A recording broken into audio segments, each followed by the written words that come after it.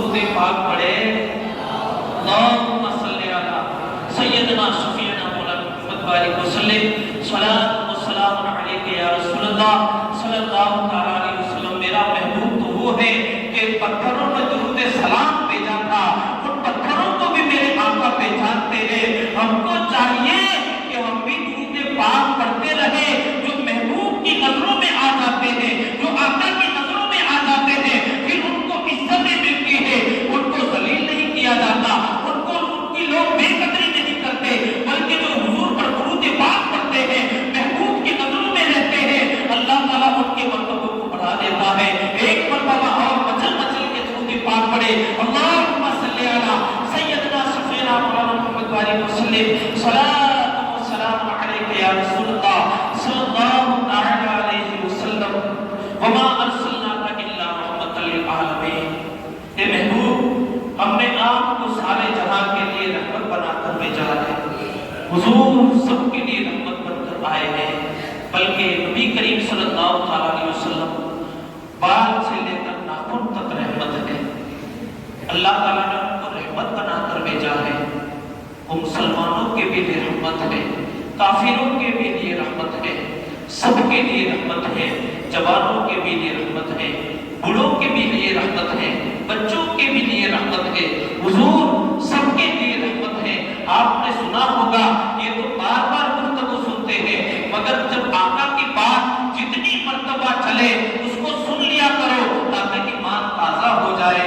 بڑے عشق کے ساتھ سنیں. ہمارے آقا تمام جہاں کے لیے رحمت بن کر آئے ہیں. تمام جہاں کے لیے اللہ تعالیٰ نے ان کو رحمت بنا کر بھیجا ہے، بلکہ یہاں تک کہ مسلمانوں کے بھی لیے رحمت ہے.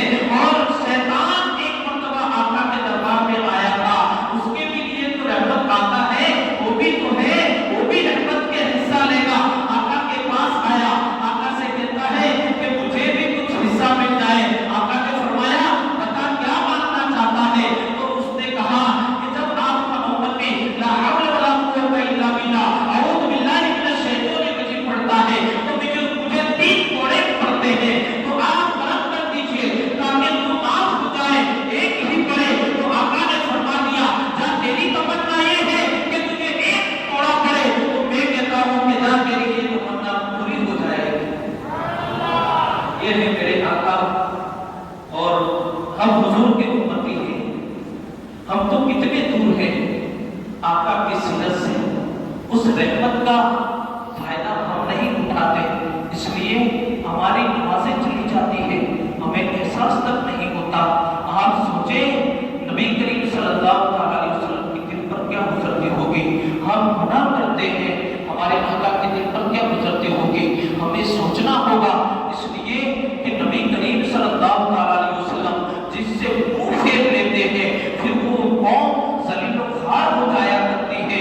ہمیں چاہیے کہ ہم ہر وقت ہمارے نبی کریم صلی اللہ علیہ وسلم نے جو حکم دیا ہے اس پر عمل کریں. میرے نبی رحمت ہے، مگر میرے آقا نے جو الفاظ کہہ دیے، جو باتیں کہہ دیے، وہ بھی ہمارے لیے رحمت ہے. اس کو بھی ہم اپنائیں. نماز کی پابندی کریں. اگر کچھ نماز میں پڑھنا نہیں آتا پھر بھی یہ ایک عشق سمجھ کر آ جایا کرے کہ نماز پڑھنا آسان ہوگی، مسجد میں پہنچ جاؤں گا. اگر کچھ پڑھنا نہیں آتا بس ایسے ہی پڑھ لیا کرو نماز. تو اس لیے یہ سمجھ کر پڑھ لیا کرو کہ یہ میرے نبی کی آنکھوں کی ٹھنڈک ہے. اور آپ سے یہ بھی پیغام ہے کہ آپ کوشش کریں، نماز سیکھنے کی کوشش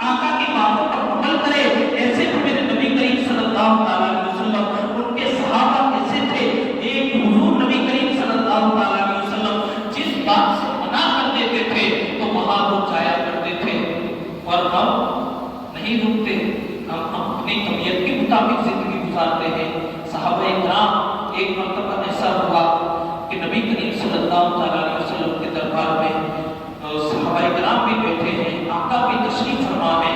ایک صحابی آئے، ان کے ہاتھ میں انگوٹھی پہنی ہوئی تھی، نبی کریم صلی اللہ علیہ وسلم نے ان سے منہ پھیر لیا، اس کے بعد دوسری طرف گئے اور آقا سے سلام کیا تو آقا نے پھر منہ پھیر لیا وہاں سے بھی۔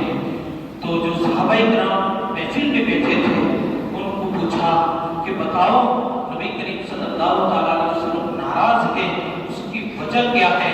تو صحابہ کرام تھے جن کی مصطفیٰ تربیت کر لیتے ہیں، جن کو مصطفیٰ پالتے ہیں، ان کو تو اشارے ہو جاتے ہیں، وہ تو سمجھ جاتے ہیں۔ ان سے کہا کہ تم نے یہ سونے کی جو انگوٹھی پہنی ہے اس کو پھینک دو۔ نبی کریم صلی اللہ علیہ وسلم نے اس انگوٹھی کو لیا، آقا نے انگوٹھی کو لیا اور اس کو پھینک دیا۔ پھینکنے کے بعد جب محفل ختم ہوئی اس کے بعد صحابہ کرام بھی تشریف فرما ہے۔ صحابہ کرام کہتے ہیں کہ جاتے جاتے ایک بات سن لے، وہ انگوٹھی جو تیری حضور نے پھینکی ہے اس کو تو لیتا جا، تیرے گھر والوں کے لیے کام کر جائے گی۔ تو یہ صحابی وہ تھے، ان کا ایسا ایمان تھا، انہوں نے ایک عشق سے جواب دے دیا کہ سنو، جس کو محبوب ٹھکرا دیتے ہیں ہم ان کو اپنایا نہیں کرتے۔ ہمیں چاہیے کہ ہم بھی سوچیں پیدا ہونے سے قبر تک، ہم بھی سوچیں کہ ہم کون سا کام کریں گے تو مصطفیٰ راضی ہوں گے اور کون سا کام کریں گے تو ہمارے آقا ہم سے ناراض ہوں گے۔ یہ ہم کو ضرور سوچنا ہوگا، ہمیں اپنی زندگی کے اندر کچھ بدلاؤ پیدا کرنا ہوگا، اس لیے کہ یہ ربیع الاول کا مہینہ ہے، آج پہلی محفل ہے مگر لوگ دیکھے جاتے ہیں یہاں تو کوئی اکثر لوگ بیٹھے ہیں، حالانکہ تعلقہ اتنا بڑا ہے۔ آج کے دن تو وہ ہونا چاہیے کہ آج کے دن تو محفل پر جانی چاہیے، اتنے اعلان ہوئے مگر لوگ تو وہی مختصر آتے ہیں، بالکل ماحول ٹھنڈا کر دیا ہے۔ آج سے پیغام دوں گا کہ آپ محفلوں میں آئے اور ماحول کو بنائے، نبی کریم صلی اللہ علیہ وسلم کی ولادت کے چرچے کرے، گھروں میں لائٹوں کا انتظام کرے، نبی کی خوشیوں کی آمد کے چرچے کرے، اپنے بچوں کو بھی محفل میں لائے، جوان بھی محفل میں آئے، اس لیے کہ یہ جو سانسیں جو چلتی ہے یہ بھی محبوب نبی کریم صلی اللہ علیہ وسلم کی رحمت کا صدقہ ہے۔ آقا نہ ہوتے تو آج ہم چل بھی نہ سکتے، آج جو عزتیں ملی ہے، آج جو وقار ملے ہیں، یہ سب میرے آقا کا صدقہ ہے۔ صحابہ کرام کو تھے کہ نبی کریم صلی اللہ علیہ وسلم منع کر دیتے تھے تو رک جایا کرتے تھے۔ ایک مرتبہ ایسا ہوا، آقا کریم صلی اللہ علیہ وسلم مدینے کی گلیوں سے نکلتے ہیں، ایک محل بنا ہوا ہے، آقا نے اس کو دیکھا تو نبی کریم صلی اللہ علیہ وسلم کے چہرے پر خوشی کے آثار نہ دکھے تو لوگوں نے جس کا مکان جو انصاری کا مکان تھا اس کو پیغام دیا کہ تیرے محل کے پاس سے آقا کریم صلی اللہ علیہ وسلم کا گزر ہوا تھا مگر آقا کے چہرے پر کوئی خوشی کے آثار نظر نہیں آئے۔ جب اس انصاری کو معلوم چلا تو اس انصاری نے پورے محل کو توڑ دیا، زمین کے برابر کر دیا۔ تھوڑے دن کے بعد آقا کریم صلی اللہ علیہ وسلم تشریف لاتے ہیں، آقا دیکھتے ہیں کہ اس نے تو مکان گرا دیا، اس کو بلایا جاتا ہے، وہ بلانے کے بعد اس سے کہا جاتا ہے، آقا فرماتے ہیں کہ تم نے محل کیوں گرا دیا؟ تو انصاری جو صحابی تھے وہ کہتے ہیں یا رسول اللہ صلی اللہ علیہ وسلم، میں نے محل تو بنایا تھا مگر میں نے یہ بات سنی کہ آقا جب یہاں سے تشریف لے گئے تھے تو آقا کو محل پسند نہیں آیا، تو یا رسول اللہ میں نے اس کو گرا دیا، اس لیے کہ محبوب کی نظروں میں جو چیز اچھی نہ لگے ہم اس کو پھر آگے بڑھایا نہیں کرتے۔ حضور کے سچے عاشق تھے، رحمت للعالمین سے پیار کرنے والے تھے، ہمیں بھی چاہیے حضور سے سچا پیار کریں۔ آؤ ایک اور بات ایسا تھا، وہاں وہ پیشاب کرنے کے لیے بیٹھ گئے تو آقا تو آقا ہے، صحابہ کرام نے ان کو منع کرنے کی کوششیں کی کہ ان کو منع کر دے مگر آقا نے صحابہ کرام کو اشارہ کیا کہ ان کو منع نہ کرنا۔ جب پیشاب کر کے فارغ ہوئے تو آقا نے فرمایا کہ یہ اللہ کا گھر ہے، اس کا ادب کیا جاتا ہے، اس طرح اس میں پیشاب نہیں کرنے کی جاتی، اس لیے کہ اللہ رب العزت کا پاک گھر ہے، اس کی تو عزت کی جاتی ہے۔ وہ صحابی جو نبی کریم صلی اللہ علیہ وسلم نے جن کو ابھی کلمہ پڑھایا تھا، وہ اپنے گھر کی طرف نکلتے ہیں، جب گھر جاتے ہیں تو آقا ان کو تحفے میں کپڑے بھی دیتے ہیں اور ان کو ایک اچھی سواری بھی دیتے ہیں۔ وہ سواری پر بیٹھ کر سوار ہو کر گھر جاتے ہیں، جب اپنے علاقے میں پہنچتے ہیں تو وہاں آواز لگاتے ہیں کہ سنو میرے چاچا، اپنے قبیلے میں آواز لگاتے ہیں کہ میری ایک ایسی شخصیت سے ملاقات ہوئی ہے کہ میں نے اتنی بڑی غلطی کر دی ہے، مگر انہوں نے ایک محبت سے، ایک رحمت سے مجھے، ایک پیار سے مجھے سمجھایا ہے، مجھے ڈانٹا نہیں۔ میں تو ڈرتا تھا کہیں نبی کریم صلی اللہ علیہ وسلم مجھے لوگوں کے درمیان ڈانٹ نہ دے، کہیں میں شرمندہ نہ ہو جاؤں، مگر میرے آقا تو آقا ہے، آقا نے ڈانٹا نہیں، محبت سے سمجھایا۔ حضور نبی کریم صلی اللہ علیہ وسلم جب محبت سے سمجھاتے ہیں تو دل میں بات اتر جاتی ہے۔ وہ جب بندہ اپنے علاقے میں گیا، وہاں سے 300 انسانوں کو لے کر نبی کریم صلی اللہ علیہ وسلم کے دربار میں آتا ہے اور آقا سے کہتا ہے کہ یا رسول اللہ صلی اللہ علیہ وسلم، ہم سب کو کلمہ پڑھا دیجئے، ہم مسلمان ہونا چاہتے ہیں۔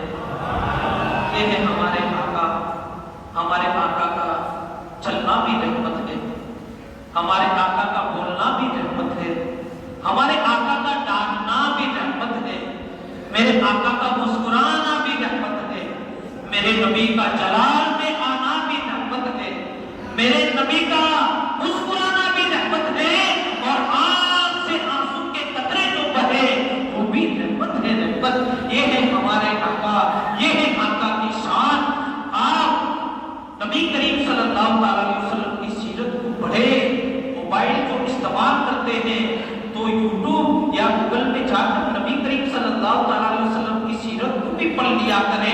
اتنی محفلیں ہوتی ہے مگر ماحول تو ویسا کہ ویسا ہی بنا ہوا ہے، نہ کسی کو دعوت دیتے ہیں، نہ نماز کی دعوت، نہ محفل میں آنے کی دعوت، نہ جانے کس کی نظر لگ گئی ہے۔ آؤ محفلوں میں آؤ، نمازوں میں آؤ، نمازوں میں بیٹھ کر دعائیں کرو، صرف اللہ کے پاس دولت نہ مانگو، اللہ کے پاس یہ بھی دعائیں مانگو کہ اللہ ہم کو 5 وقت کا نمازی بنا دے، حضور کی محفل میں آنے والا بنا دے، حضور سے سچا پیار کرنے والا بنا دے، یہ بھی اپنی دعاؤں میں شامل کر لے، تاکہ نبی کریم صلی اللہ علیہ وسلم کی جب ان کی باتوں کا ہم خیال رکھیں گے تو اللہ تعالیٰ دنیا میں بھی ہم کو کامیاب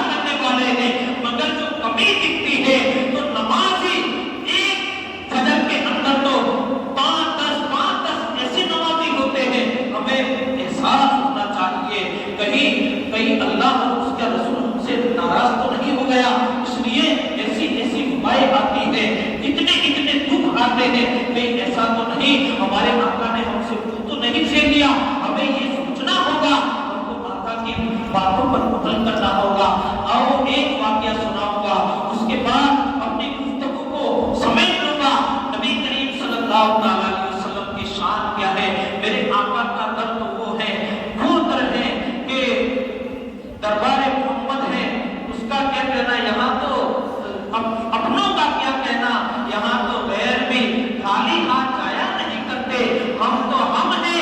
آؤ نبی کریم صلی اللہ علیہ وسلم کی رحمت سے وسیلے سے دعائیں کریں، اللہ تعالیٰ ضرور دعاؤں کو قبول فرمائے گا۔ حضور کے صدقے میں یہ بھی دعا کریں کہ اللہ عز و جل ہم کو 5 وقت کی نماز پڑھنے کی توفیق دے، اس لیے کہ جو حضور کے وسیلے سے دعا کرتے ہیں ان کی دعائیں قبول ہو جایا کرتی ہیں۔ مگر یہاں دنیا بنی ہوئی ہے، کیسے زبان سے نکلے گا، ہمیں اس کو صاف کرنا ہوگا۔ یہاں حضور کی محبت ڈالو اور اس گل کو صاف کر دو، پھر جو بات نکلے گی اللہ اس کو قبول فرما لے گا۔ ہمیں چاہیے ہم نبی کریم صلی اللہ علیہ وسلم سے سچا پیار کریں، صرف زبان سے دعوے نہ کریں، تھوڑا دل سے بھی سچا نبی کریم صلی اللہ علیہ وسلم کا پیار دکھائے۔ اس لیے کہ زبان سے دعوے کر لیں گے تو یہاں بھی کچھ نہیں ملے گا، وہاں بھی کچھ نہیں ملے گا۔ یہاں سے جو کہہ دیا، یہاں محبتیں بٹھا لی تو ہمارے مکہ بھی خوش ہو جائیں گے۔ اور اللہ کی جو بڑی نعمت ہے جس کو محمد رسول اللہ کہا جاتا ہے، ان کی باتوں پر عمل کریں گے تو اللہ تعالیٰ بھی ہم سے راضی ہو جائے گا۔ وما علینا الا البلاغ۔ صلاۃ